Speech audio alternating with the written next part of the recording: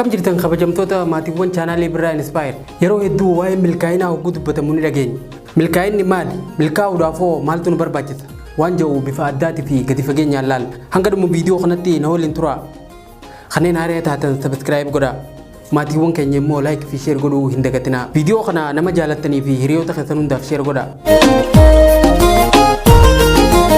Milkaa'inni hiikaa dhaabbataa fi kan namni hundi irratti waliif galu tokko qabaachuu hin danda'u.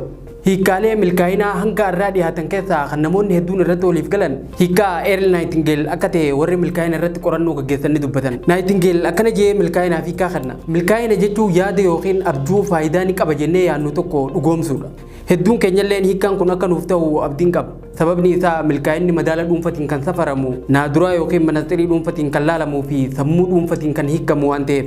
Milkaa'inni nama tokko nama biraatiif hiikaa dhabuu danda'a. Kaayyoo keenya jennee wanni nuti halkaniif guyyaa hirriba dhabnuuf namoota biraatiif gatii hin qabu ta'a.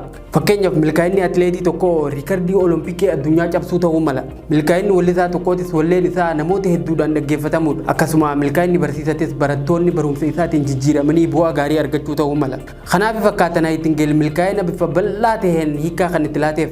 Inni akka jedhutti milkaa'ina jechuun kaayyoo yookiin yaada gatii nuuf qabu tokko dhugoomsuudha jedha. Hundi keenya karaa mataa keenyatiin nama milkaa'aa akka taanu barbaaduun keenya shakkii hin qabu. Yaada bu'uuraa kanarratti erga waliif galle waan yaadni akka dhugoomsinuu fi galma keenya geenyee akka milkooynuuf maaltu nurraa eegama.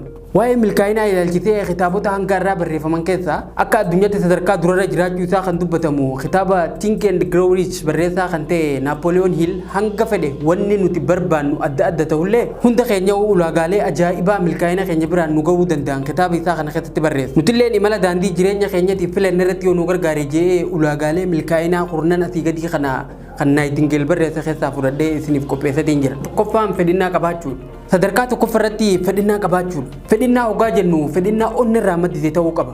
Fedhinnaa keenya akka sanyii midhaanitti ilaaluu dandeenya. Sanyii akka firii nuuf dhaluuf amannee facaafnu jechuudha. Arruma facaafnee arruma biqilee midhaan firii nuuf kennu hin jiru.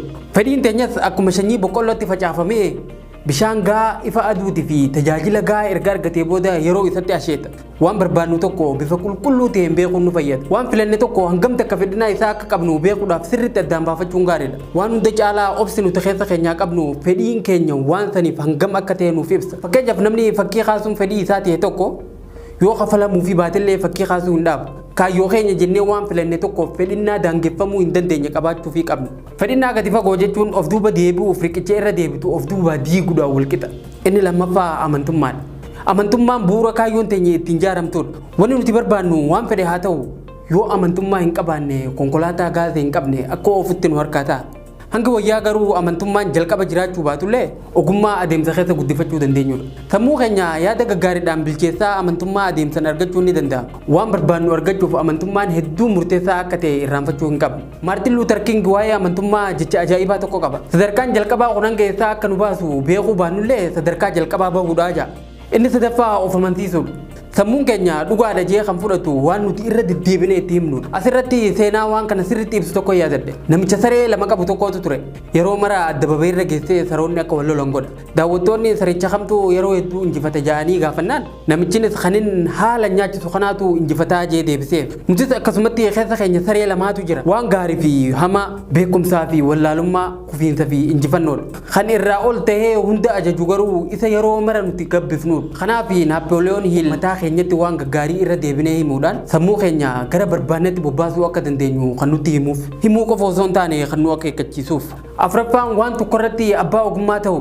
Ogeessota ogummaa nuti irratti bobba'uu barbaannu yookaan fedhii isaa qabnu irratti bobba'anii wal baruu fi itti dhiyaatuun murteessaadha. Yeroo keenya eenyufaadhaan waliin itti barsaa jirra. Hiriyoonni keenya ogummaa nuti barbaannu irratti nu gargaaraa jiranii. Fakkeenyaaf namni piroofeesara ta'uuf fedhii qabu tokko hanga danda'etti namoota yuunivarsiitii keessa hojjetanii wajjin wal quunnamtii isaa yoo tolfate isa fayyada. Namni yuutuubara ta'uu barbaadu tokko namoota ogummaa kana isa dura qabaachaa turanii yoo walitti dhiyaate isaaf gaariidha. Shanaffaan sammuu keessatti fakkii kaasuudha. Wanni hundi yaada ture. Wanni tokko dhugoomee lafarratti arguu keenya dura yaada sammuu nama tokko keessatti uumamee ture.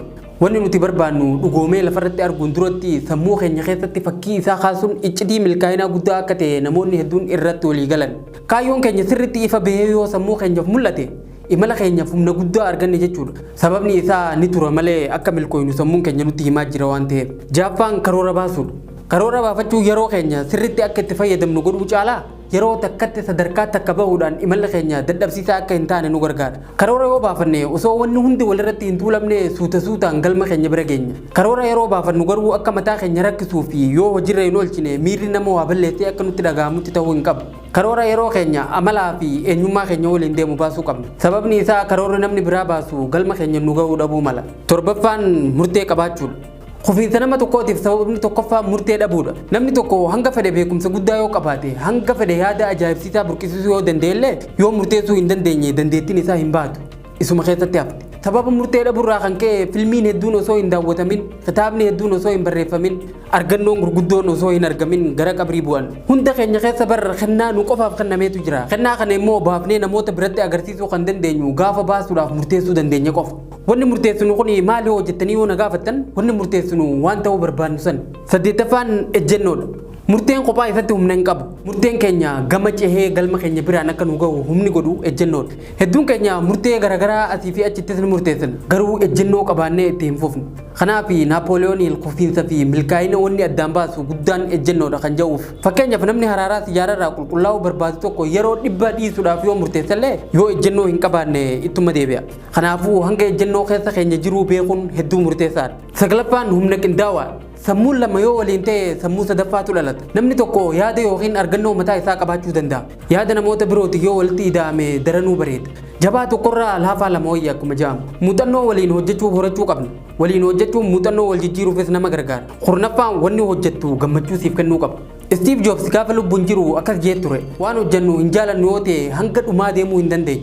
Namni waan hojjetu hin beekne yoo abdii murallee waan irra laalan hin qabu jee. Dhugaadha waan jaalannu yoo hojjenne salphatti abdii hin murru. Wanni akka ogummaa keenya ta'uuf filanne waan jaalannu yoo ta'e waan sanirratti beekumsa argachuu fi muuxannoo dabalachuuf fedhii arganna. Namni nama gargaaruu hin feene yookaan dhimmi namaa isa hin yaachifne tokko yoo ogeessa fayyaa ta'e dhukkubsattoota akka madda maallaqatti itti fayyadamuuf yoo ta'e malee fayyaa fi gammachuun isaanii hin yaachiftu jechuudha. Kanaafuu waan irratti bobbaanee harkaa qabnu hunda keessatti hangam takka gammachuu argachaa jirra gaafii jettu hundi keenya of gaafachuun barbaachisaadha. Egaa kabajamtoota maatiiwwan chaanalichaa viidiyoo kanarraa akka barattan abdiin qaba. Itti gammaduu keessan immoo laayikii fi koomentiidhaan natti agarsiisaa. Sheer godhaa nama hunda biraan gahaa. Viidiyoo haaraa fi yaada haaraa hanga walitti deebinutti yeroo milkii naaf qabaadhaa.